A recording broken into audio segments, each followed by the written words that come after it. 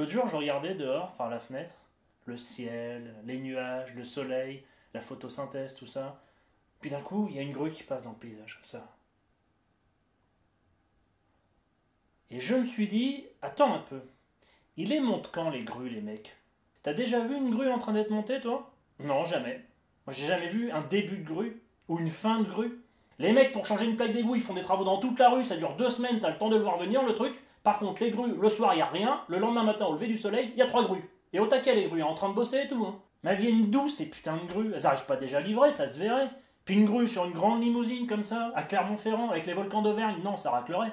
Ou alors en pièces détachées, mais c'est pareil, on aurait remarqué quelque chose. 25 camions de la même couleur qui se suivent comme ça, et qui s'arrêtent au même endroit, et qui font la queue, parce que bon, faut le temps de décharger les morceaux de grue. Non, non. D'ailleurs, pour fabriquer une grue, ne faut-il pas déjà une autre grue plus grande? Eh bah oui, réfléchis. Les morceaux, tu les mets comment en haut? Avec une autre grue. Et la deuxième grue, tu la fabriques comment? Avec une troisième grue, et ouais, on s'en sort plus. Donc stop là. C'est nos impôts, les gars. Ou alors bloc par bloc, les trucs que tu montes les uns sur les autres comme ça, mais ça doit prendre du temps. Même des trucs qui se clipsent comme des partouzeurs, c'est une grue le truc. Hein. Et à un moment donné, tu mets un coup de tournevis quelque part. Donc me fais pas croire que ça se monte en 15 minutes.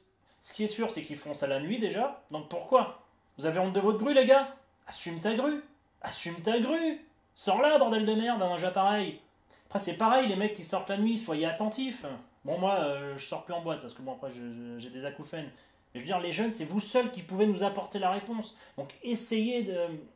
Je sais bien que c'est pas facile, mais faites l'effort de ne pas vous mettre minable pour rester alerte. Comme ça, quand vous sortez, je vous dis pas de pas vous amuser, mais juste en sortie de boîte, jetez un œil, soyez pas torchon, allez faire un petit tour en ville vite fait pour voir si vous voyez pas une grue en construction.